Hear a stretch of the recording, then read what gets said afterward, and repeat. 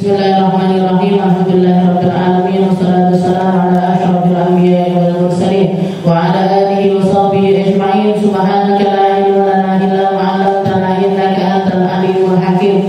Rabbi shrah li sadri wa yassir li amri wahlul 'uqdatam min lisani yafqahu qawli. Amma ba'd. Alhamdulillah ala ni'matil Islam, alhamdulillah ala ni'matil iman wa kafa biha min ni'mat. Alhamdulillah, segala puji bagi Allah Subhanahu wa ta'ala yang memperkenankan kita untuk hadir di taman-taman surganya Allah, di tempat-tempat yang Nabi Muhammad selalu memerintahkan kepada para sahabatnya, idza marartum bi riyadil jannah farta'u. Kalau kamu kelihatan ada taman surga, mampiro. Kalau kamu melihat ada tempat-tempat yang indah dari surganya Allah Ta'ala, mampir ke tempat tersebut. Maka para sahabat nanya, wa ma riyadul jannah ya Rasul? Yang namanya taman surga itu yang seperti apa ya Rasul? Maka Rasulullah mengatakan halaqatul dzikir atau halaqatul ilm. Tempat yang di situ orang kumpul-kumpul untuk berzikir, atau orang kumpul-kumpul untuk nyari ilmu, atau orang kumpul-kumpul nginget-nginget Allah Subhanahu wa ta'ala. Dan guru saya mengatakan salah satu perkara yang akan sangat diinginkan oleh orang-orang yang sudah meninggal dunia untuk mereka tetap menghadirinya adalah majelis-majelis yang semacam ini. Jadi orang-orang yang sudah meninggal itu salah satu hal yang paling mereka sesali adalah ketidakhadiran mereka di majelis ilmu, ketidakhadiran mereka di tempat-tempat yang mengenalkan mereka, memahamkan mereka, mengertikan mereka tentang hakikatnya Allah Ta'ala dan juga perjalanan yang indah menuju Allah Subhanahu wa ta'ala. Maka sebelum kita diambil nyawanya sama Allah Ta'ala, jangan sampai nyesel. Sebelum kita selagi kita masih dikasih umur sama Allah Ta'ala, jangan sia-siakan kesempatan-kesempatan yang semacam ini. Karena kalau kita ibadah sama Allah Ta'ala sendirian, entah diterima entah enggak, entah bisa nyampe entah enggak, entah bisa bersih dari buruknya keadaan hati kita ataupun tidak, kita enggak ngerti. Tapi kalau kita kumpul-kumpul bareng-bareng semacam ini, insya Allah majunya ke Allah Ta'ala itu kan lebih pede. Koyok wong kayak misalkan ulun lek bikin pentas seni tuh, ya anak kecil-kecil ini lek dijak maju bareng-bareng PDKB. Tapi kalau yang maju dewe-dewe latihannya sampai setengah mati, sampai setengah hafal, dari dari apa yang akan mereka tampilkan. Nah, jadi kita mumpung kita bareng-bareng, mumpung kita bersama-sama, maka jangan sampai nyia-nyiakan kesempatan yang semacam ini.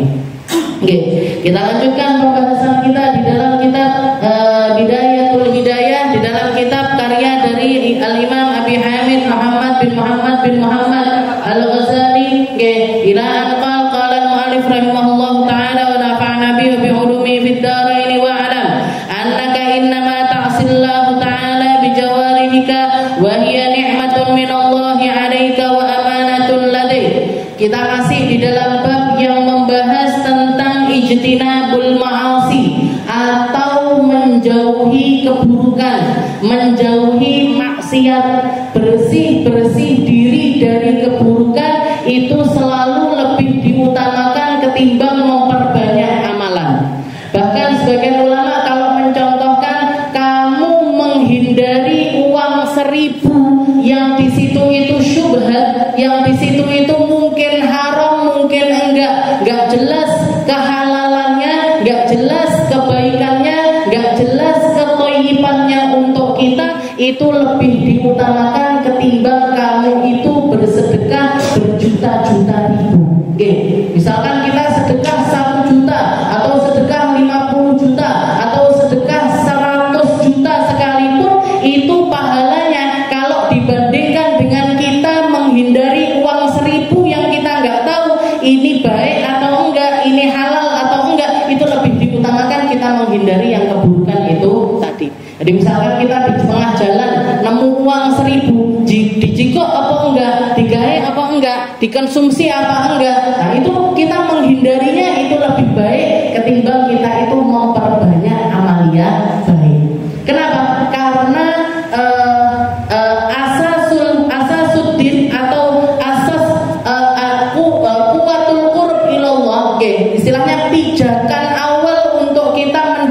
kepada Allah Ta'ala itu bisafa'il qalb, yaitu dengan hati yang bersih, dengan hati yang bersih, dengan menghindari maksiat sejauh mungkin.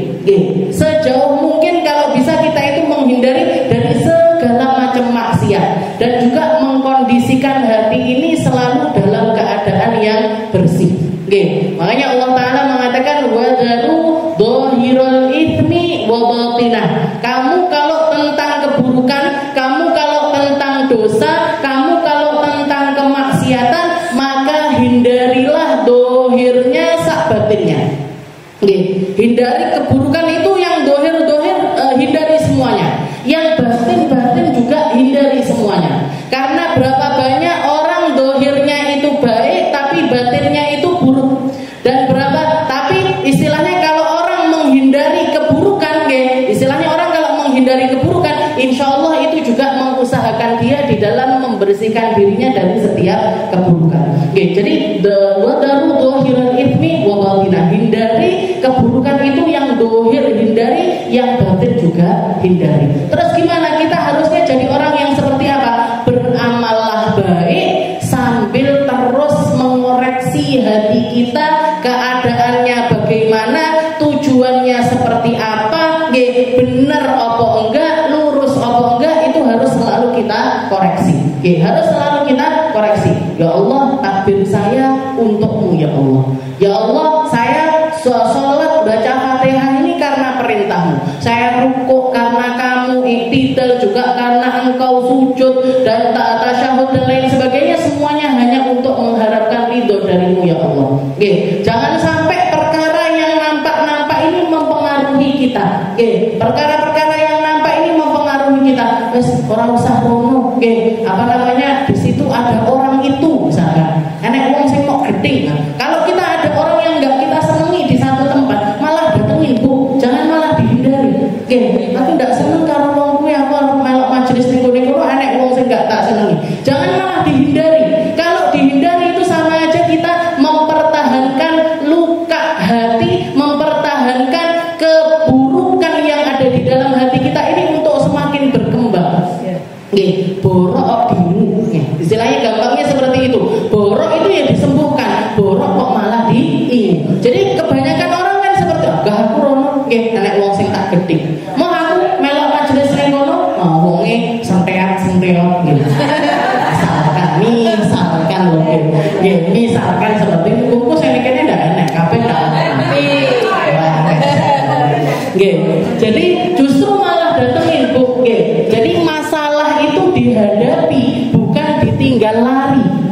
Masalah itu dihadapi. Kalau misalkan kita ada kasak kusuk di dalam hati kita, mendingan kita datengin orangnya, kita omongkan apa yang kita pendem. Aslinya awakmu ki nyapa to? Kok ndelok aku mesti panggah melengos ae. Aku salah opo? Kalau memang jenengan nggak tahu salahnya apa, tanya. Saya ini salahnya opo? Kok jenengan ini seperti itu sama saya? Oh, kamu nggak tahu toh? Kemarin loh, aku wes arep jikuk jajan malah mau rebut.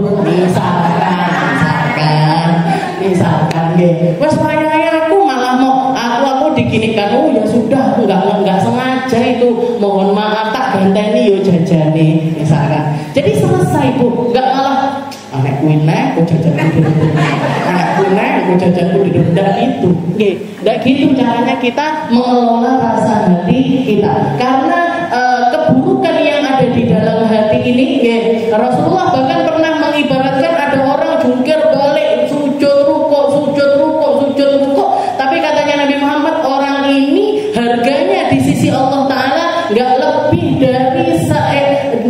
dari bangkainya seekor keledai. Jadi apa yang dia usahakan ini di sisi Allah Ta'ala nggak ada nilainya sama sekali.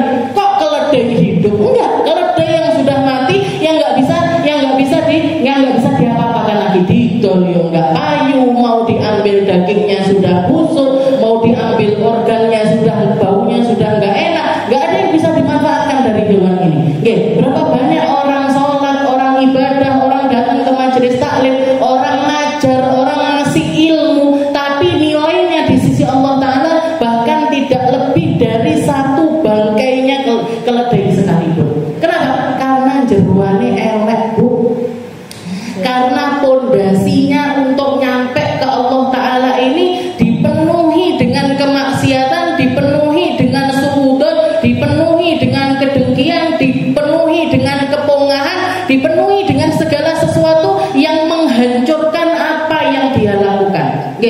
Dihancur. Jadi akhirnya orang seperti itu kayak koyok nandur dijabut neh, nandur neh dijabut neh, nandur neh dijabut neh. Ndak hati-hati. Dia mau mengharapkan ini dipanen, ini nggak akan dipanen. Wong ditanam dicabut, ditanam dicabut, ditanam dicabut. Nggak ada hakikat yang dia tanam ini, nggak ada sama sekali. Makanya hatinya diresiki, hatinya dibersihkan. Nggak usah fokus melihat keadaannya orang, fokus aja sama diri sendiri. Saya mati kalau bawa kebencian ini ciloko. Saya mati bawa hasud ini celaka. Yang celaka siapa? Saya. Yang celaka adalah diri kita sendiri. Ilmu ini orang datang di majelis ilmu ini kan nggak ada syaratnya. Nggak ada syaratnya orang hadir ini, nggak ada syaratnya.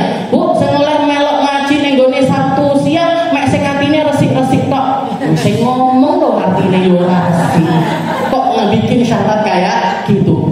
Yang datang harus yang nggak pernah maksiat sama sekali, yang nggak pernah melihat yang haram, nggak pernah dengar yang haram, nggak bisa. Jadi kumpul di tempat ini albar wal fajir, orang baik ngumpul, orang nggak baik juga ngumpul. Yang ngerti hakikatnya baik dan yang ngerti hakikatnya orang nggak baik cuman Allah Subhanahu wa Ta'ala. Nggak ada syaratnya. Tapi nanti nilai dari ilmu tersebut, kemanfaatan dari ilmu tersebut, kebaikan dari ilmu tersebut yang akan mengeluarkannya adalah mereka-mereka yang mendampingi ilmunya dengan ketakwaan.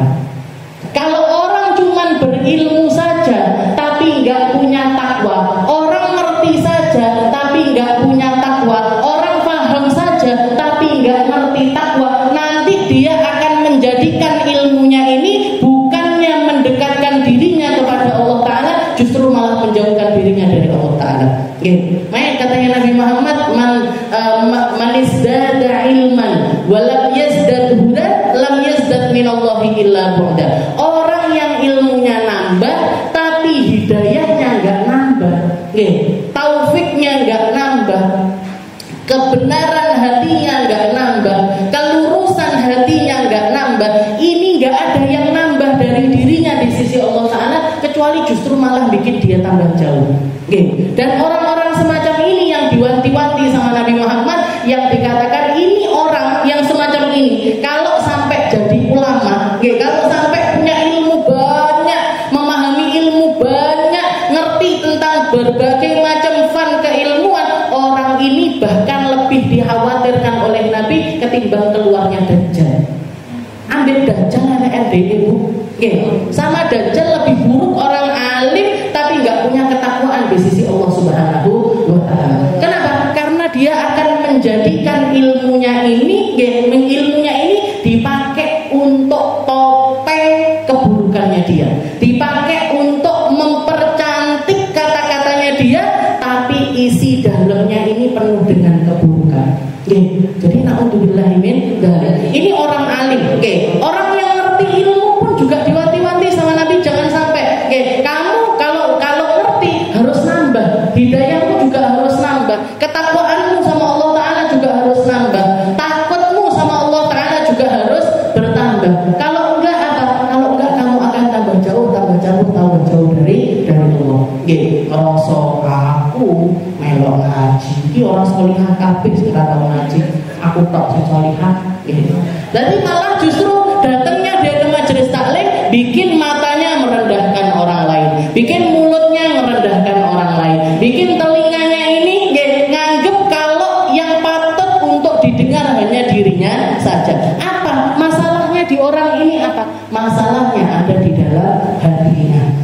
Makanya buah asasu sofaul qalb, bersihkan hati, dan selalu membersihkan hati itu adalah landasannya ilmu, landasan menuju kedekatan kepada Allah Subhanahu wa Ta'ala. Permulaannya tangga awalnya itu sofa'ul qalb wa tarkul ma'asi, dan meninggalkan berbagai macam maksiat.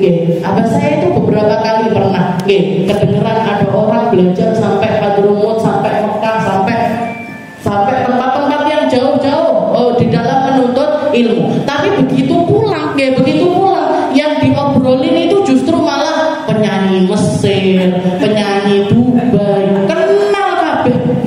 Penyanyi iki, penyanyi yang kita enggak, yang orang luar enggak tahu, malah justru mereka tahu semuanya. Malah mereka justru tahu semuanya. Mereka ngerti film sing terbaru opo, sinetron terbaru apa. Iki sekolahnya sampai Mekah, sampai Medina, tapi omongannya kok justru malah seperti ini. Kenapa ini? Ilmunya naik, Bu, tapi enggak dibarengi dengan ketakwaan yang naik. Dan ketakwaan yang enggak bertambah itu banyak sekali sebabnya. Banyak sekali sebabnya. Dan sebab yang terbesar yang bikin orang bisa jadi seperti itu adalah karena apa yang masuk ke dalam perutnya ini dari perkara-perkara yang enggak baik. Makanya dibenahi. Apa yang masuk ke rumah kita, apa yang kita konsumsi, dari mana, kerjaan kita itu bagaimana, diresihi, Bu. Kalau misalkan ada yang kelihatan syubhat-syubhat, ada yang kelihatan haram-haram, dilepaskan aja. Masih yo gediri teh, lepaskan aja. Lepaskan. Istilahnya nanti akan digantikan sama Allah Ta'ala dengan yang lebih besar lagi. Wa may yattaqillaha yaj'al lahu makhraja wa yarzuqhu min haitsu la yahtasib. Ittaqu wattaqullah wa yu'allimukumullah. Semuanya dimulai dari ketakwaan dulu. Yang takwa, nanti Allah yang ngajarin. Kamu yang takwa, nanti Allah yang ngasih rezeki. Kamu yang takwa, nanti Allah Ta'ala yang beresin urusanmu. Selalu dimulai dengan ketakwaan. Jadi takwa dulu kita. Nanti Allah Ta'ala gantiinnya dengan cara bagaimana, seperti apa, kapan, terserah Allah. Tapi yang pasti mesti bakalan digantikan sama Allah. Gak mungkin sesuatu yang kita lepaskan karena kita nyari ridhonya Allah Ta'ala gak dikembalikan kepada kita dengan cara yang lebih baik, itu gak mungkin. Inna ma'al usri yusra wa inna ma'al usri yusra. Semua keburukan-keburukan, kesulitan-kesulitan yang datang kepada kita itu nanti bakalan diganti dengan berbagai macam kemudahan. Minimal janjinya Allah Ta'ala double. Inna ma'al usri yusra. Kamu dapat kesulitan satu, al-usr. Nah, kesulitannya itu pakai alif lam. Alif lam itu kalau di nahwu yufidul ma'rifah. Punya faedah, ngasih tahu kalau ini itu sesuatu yang diketahui, sesuatu yang kamu tahu tentang hal tersebut. Kayak misalkan saya katakan ini jawal, jawal. Kalau saya katakan al-jawal, al-jawal ada alif lamnya, itu berarti HP ini. Kalau saya bilang jawal berarti HP, bisa HP ini, bisa HP itu, bisa HP-nya siapapun. Tapi kalau saya katakan al-jawal, ini HP ini, HP yang ini. Nah, maka Allah Ta'ala ketika mengatakan inna ma'al usri yusra, kamu dapat satu kesulitan yang kamu tahu tentang kesulitan tersebut, Allah Ta'ala gantinya dengan yusra. Yusranya nggak pakai alif lam, satu jalan keluar. Ditakkit lagi sama Allah Ta'ala, wa inna ma'al usri yusra. Dengan keburukan yang sama, dengan kesulitan yang sama, Allah Ta'ala akan ngasih kamu double dari jalan keluar tersebut. Dari takwa disik, diresihi disik. Kalau kita punya maksiat-maksiat yang kita tahu, senengane delok sing elek-elek, senengane denger yang jelek-jelek, sukanya ngomong yang jelek-jelek, diperek kabeh. Dihapuskan semuanya, di-delete semuanya. Di-delete itu loh, Bu, kita menghapus dari keburukan tersebut. Menghapusnya itu istilahnya nggak akan mungkin bisa 100% bersih. Sama kayak kita kalau nyoret-nyoret satu kertas, kita nyoret-nyoret ngasih titik-titik di kertas itu dihapus, nyoret-nyoret lagi dihapus, nyoret-nyoret lagi dihapus. Nggak mungkin ini bersih 100% kayak awalnya, nggak mungkin. Jadi keburukan itu kan seperti itu, nggak mungkin nggak diperhitungkan sama Allah Ta'ala, itu nggak mungkin. Makanya orang usah ditambahi, saya elek-elek nggak usah ditambahi, yang buruk-buruk itu nggak usah ditambahi, dan mesti diperhitungkan sama Allah Ta'ala. Nggak tahu Sayyidina Khalid bin Walid. Sayyidina Khalid bin Walid itu panglima perang yang ketika perang Mu'tah itu dapat julukan Saifun min Saifun, pedang dari pedang-pedangnya Allah Ta'ala. Itu yang julukin Rasulullah SAW. Tapi sebelum beliau ini masuk ke dalam agama Islam, banyak sekali orang Islam yang dibunuh sama Khalid bin Walid. Banyak sekali orang Islam yang dibunuh sama Sayyidina Khalid. Dan Sayyidina Khalid mengatakan setelah beliau masuk Islam, ya Rasul, dengan pedang yang sama, sebanyak aku membunuh orang Muslim, aku akan membunuh juga orang kafir sebanyak itu. Maka setelah beliau masuk Islam, perang terus perang terus. Beliau hampir nggak pernah pulang, hampir nggak pernah kembali ke negerinya, cuman pergi dari satu peperangan ke peperangan yang lain, satu peperangan yang lainnya. Istilahnya hidupnya dihabiskan di medan perang. Dengan harapan apa? Dengan harapan menebus apa yang pernah beliau lakukan dari bunuhin orang-orang Muslim. Terus juga dengan harapan beliau dimatikan sama Allah Ta'ala dalam keadaan syahid.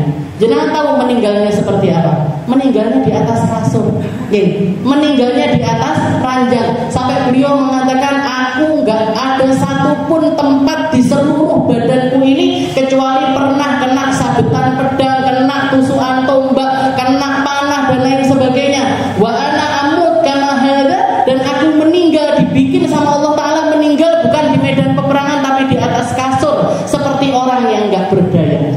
Para ulama mengatakan apa? Ini karena Allah Ta'ala tetap bikin perhitungan atas apa yang dulu pernah beliau lakukan, yaitu bunuhin orang-orang Muslim di perang Badar, di perang Uhud. Itu kekalahannya Nabi Muhammad karena panglima perangnya orang kafir Khalid bin Walid.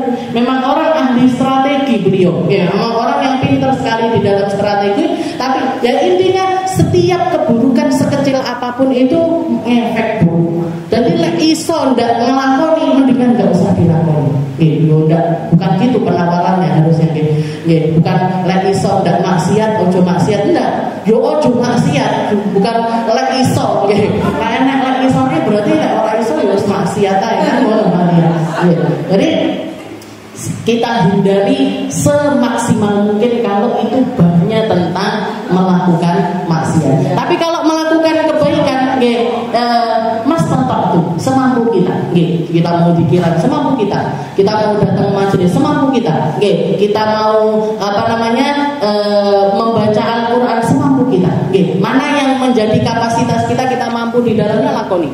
Yang nggak mampu nggak masalah. Toh juga nggak berdosa. Nah, yang dikhawatirkan ini kalau kita melakukan macam-macam dosa.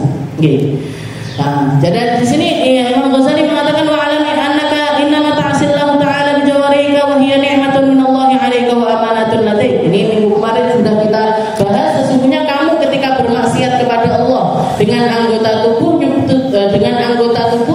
padahal anggota tubuhmu itu semuanya adalah kenikmatan dari Allah Subhanahu wa Ta'ala. Kita dikasih nikmat, malah make nikmatnya ini untuk maksiat. Kan lucu.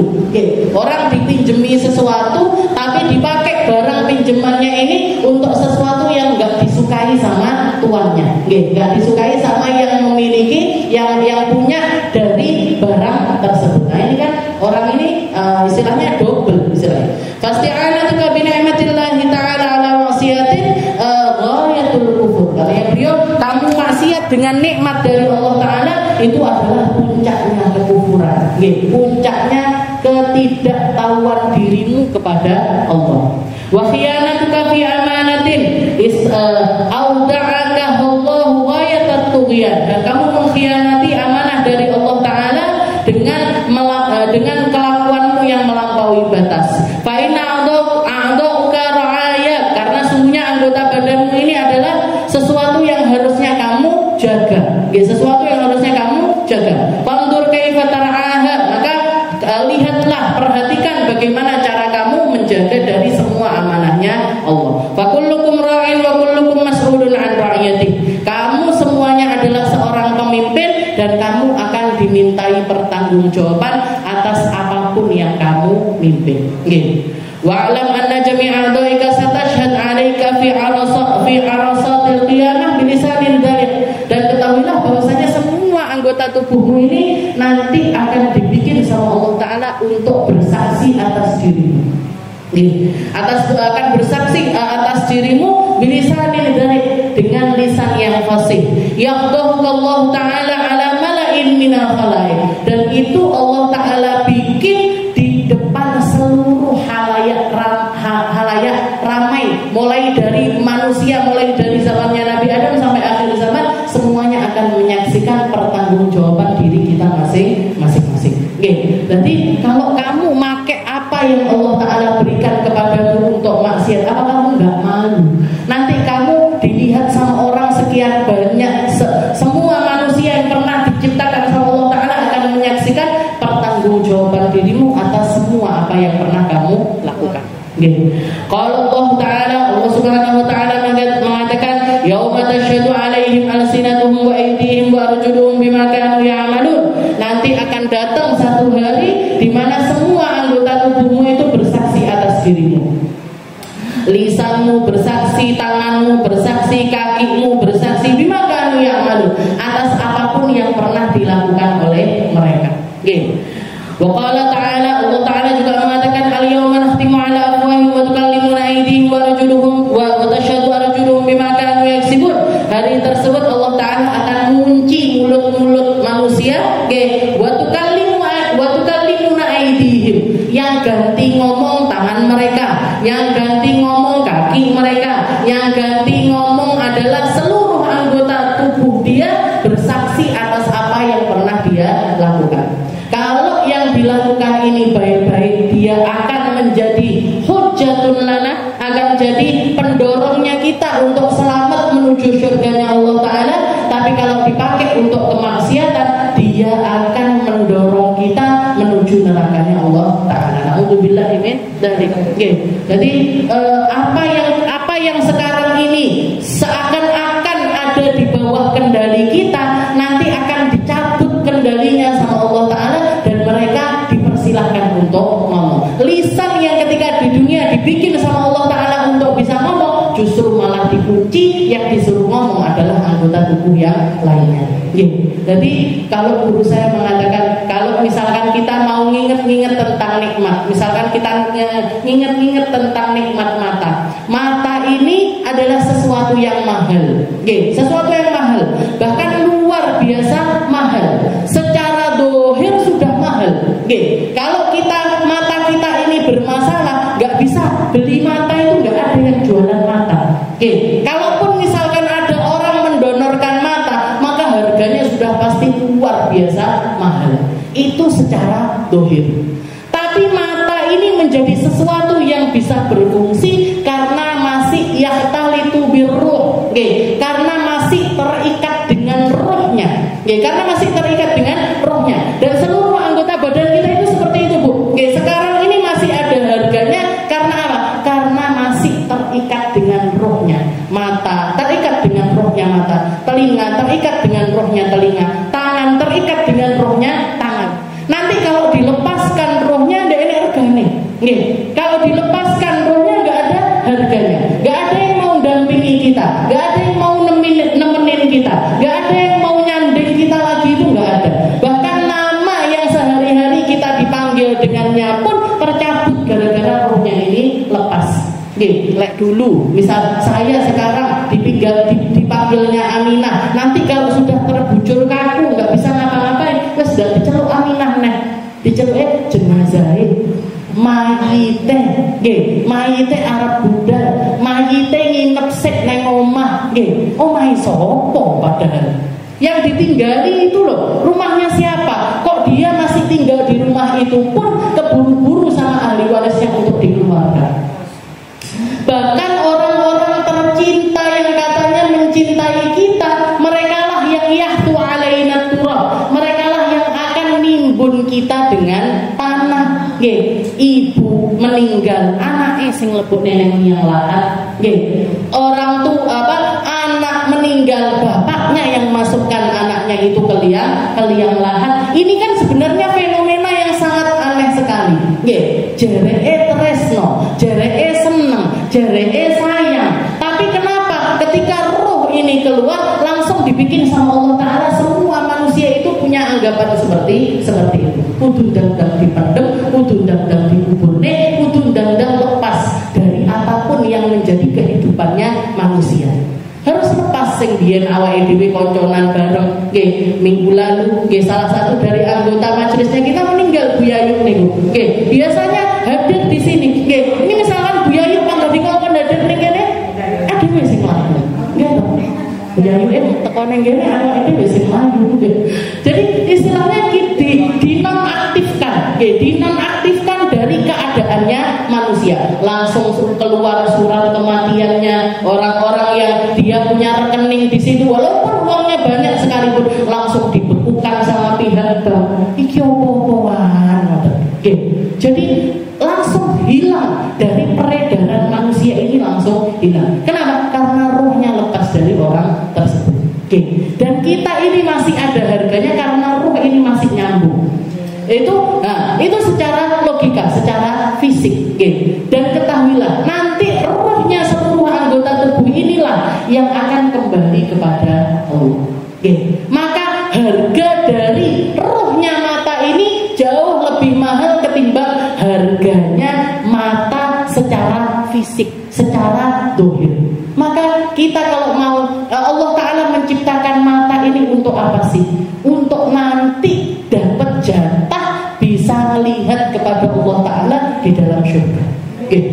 Dapat jatah melihat Allah di dalam surga. Berarti apa yang harus kita lakukan? Harus dijaga semaksimal mungkin agar jangan sampai terhinakan dengan sesuatu yang hina, agar jangan sampai melihat orang dengan cara yang buruk, agar jangan sampai bikin mata kita ini ternodai dengan berbagai macam hal sehingga terhalang untuk melihat kepada zatnya Allah Ta'ala. Dan mata kita ini nanti juga ruhnya mata ini yang bakalan diizinkan sama Allah untuk melihat keindahannya Nabi Muhammad Sallallahu Alaihi Wasallam. Ketika Sayyidah Aisyah jarumnya jatuh, setelah itu Rasulullah masuk, langsung ketemu jarumnya. Maka Sayyidah Aisyah mengatakan, "Ma aga ya Rasul, betapa bercahayanya engkau ya Rasul." Maka Rasulullah mengatakan, "Na'am ya Aisyah, wailul liman lam yarani yaumal qiyamah, wailul liman lam yarani yaumal qiyamah." Benar wahai Aisyah, aku ini kamu lihat dengan cahaya yang semacam ini, maka seburuk-buruk orang di akhirat nanti yang enggak diperkenankan untuk melihat kepada sosoknya Nabi Muhammad Sallallahu Alaihi Wasallam. Wa man lam yaraka ya Rasul, siapa yang enggak melihat engkau nanti di akhirat ya Rasul? Huwallazi, mereka adalah orang-orang yang enggak mau idza dzukirtu indahu falam yusalli alaihi. Orang yang ketika disebutkan namaku dia menolak untuk mengucapkan Allahumma sholli ala sayyidina Muhammad. Jadi ketika kita dengar namanya Nabi sallallahu, ketika kita dengar namanya Nabi kita sallallahu, ketika kita dengar namanya Nabi kita sallallahu, harapannya apa sih, Bu? Harapannya lisan kita ini bergabung dengan ruhnya lisan untuk dikenalkan sama sosoknya Nabi Muhammad sallallahu alaihi wasallam, sehingga nanti di akhirat kita diperkenankan untuk melihat beliau, kumpul sama beliau, ada di barisannya beliau, masuk surga bersama beliau. Jadi kita ini ngikat amaliyah dohir dengan amaliyah batin, ngikat amaliyah jasad dengan amaliyah ruh, dengan amaliyah ruh. Dan amaliyah ruh ini lebih urgent untuk kita jaga. Biar apa? Biar kembalinya ke Allah Ta'ala bisofaihi, kembalinya dalam keadaan bersih, kembalinya dalam keadaan tanpa noda, kembalinya dalam keadaan penuh pertaubatan, kembalinya dalam keadaan kita sebersih-bersihnya. Roh-roh yang semacam ini yang nanti dipanggil sama Allah Ta'ala, ya ayyatuhan nafsul mutmainnah, irji'i ila rabbiki radiyatan mardiyah. Wahai ruh-ruh yang memiliki ketenangan. Ruhnya orang yang bersih hatinya itu kayak gimana? Tandanya orang yang hatinya bersih itu kayak gimana sih? Tenang tuh. Dapat masalah tenang kayak ndekne opo-opo. Kena musibah bisa menghandle musibah itu dengan cara yang benar. Dapat bala indah sadmatil ula, di saat pertama kali jelek kena musibah, dia dimampukan untuk bersabar. Ketika dapat kenikmatan, dimampukan sama Allah Ta'ala untuk bersyukur. Ini tandanya orang-orang yang yang hatinya itu mutmainnah. Hatinya itu penuh dengan ketenangan. Kenapa? Karena dia sudah ridho jadi hambanya Allah, ridho menjalani hidupnya dengan ketentuannya Allah, ridho. Makanya Rasulullah mengatakan man dzaqa ta'amal iman.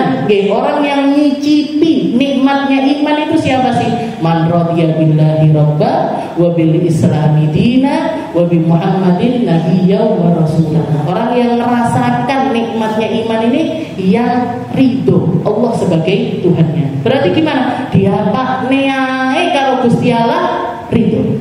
Dikongkon sholat, disuruh puasa. Misalkan suaminya meninggal disuruh idah. Punya harta disuruh dibagikan. Itu tuh jatahku.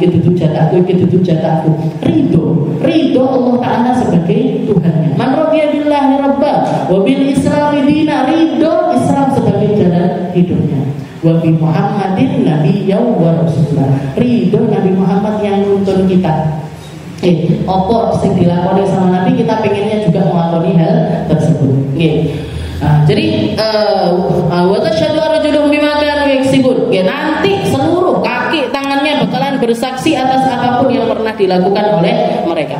Fahfadz jami'a badanik, maka jaga seluruh anggota tubuh kita. Wa khususun a'dha'aka sab'ah, terutamanya adalah anggota yang 7. Dari seluruh anggota tubuh kita ini semuanya penting untuk dijaga, semuanya penting untuk diopeni, semuanya penting untuk kita itu nggak sampai memakainya di dalam hal-hal yang Allah Ta'ala tidak ridho atas hal tersebut. Tapi yang lebih penting lagi kalau kita itu jaga 7 perkara. Fa inna jahannama laha sab'atu abwab. Katanya Imam Ghazali, karena neraka itu punya 7 pintu. Likulli babin minhum juz'un maqsum. Di setiap pintunya ada bagian-bagian yang telah dibagi. Wala yata'ayyan litilkal abwab illa man asallahu ta'ala bihadhil aqdar. Dan bagian-bagian dari pintu tersebut hanya dimasuki oleh orang-orang yang bermaksiat dengan anggota-anggota tertentu. Jadi ada pintu maksiat mata. Orang yang maksiatnya pakai mata masuk ke situ. Orang yang maksiat ada pintu tangan. Orang yang maksiat pakai tangannya masuk lewat situ. Terus semuanya. Jadi bihadhil aqdar, dengan 7 anggota tersebut, yaitu apa? Wahiyal ain wal udun wal lisan wal baton wal faraj wal yad wal rijl. 7 itu adalah mata, telinga, lisan, mulut, perut, kemaluan, tangan, dan juga kaki. Ini 7 anggota yang kalau kita bermaksiat dengan anggota tersebut, masuknya ke neraka jahanam. Jadi fa inna jahannama laha sab'ah. Jadi neraka itu 7 lapis. Bagian paling bawah adalah neraka jahanam. Di neraka jahanam itu ada 7 pintu. Dan setiap pintu itu dikhususkan untuk mereka-mereka yang maksiat pakai anggota tubuh tersebut. Mata, telinga, lisan, mata, telinga, lisan, perut, faraj, kemaluan, dan juga tangan dan juga kaki. Amal ain fa inna ma khuliqat laka litahdiya biha fil dhulumat wa tasta'in biha fil hajat wa tandur biha ila ajal bi malakutil ardi was samawat wa ta'tabiru bima fiha min al ayat. Wallahu a'lam. Insyaallah kita lanjutkan di pertemuan yang selanjutnya tentang maksiatnya mata. Nanti dibahas sendiri-sendiri Bu, maksiatnya mata apa aja, maksiatnya telinga apa aja, dan lain sebagainya. Mungkin panjang umur sedoyo. Mungkin diistiqomahkan sama Allah Ta'ala selalu. Mungkin kita dibersihkan dari segala maksiat dohiran batinan. Dohirnya maksiat kita nggak pengen melakukannya, batinnya maksiat apalagi. Kita pengen kembali kepada Allah Ta'ala dalam keadaan bersih. Kita pengen kembali kepada Allah Ta'ala dalam keadaan tanpa noda. Kita pengen kembali kepada Allah Ta'ala tanpa celah. Kita pengen kita tidak dipermalukan sama Allah Ta'ala di hadapan seluruh umat manusia. Dan kita pengen seluruh buku catatan amal kita itu bersih dari setiap hal-hal yang membuat kita itu terjerumus dalam nerakanya Allah Subhanahu wa Ta'ala. Dan mungkin kita, anak cucu kita, orang tua kita, semua orang yang kita sayangi dijaga sama Allah Ta'ala, dohiran wa batinan, dijaga dohirnya, dijaga batinnya,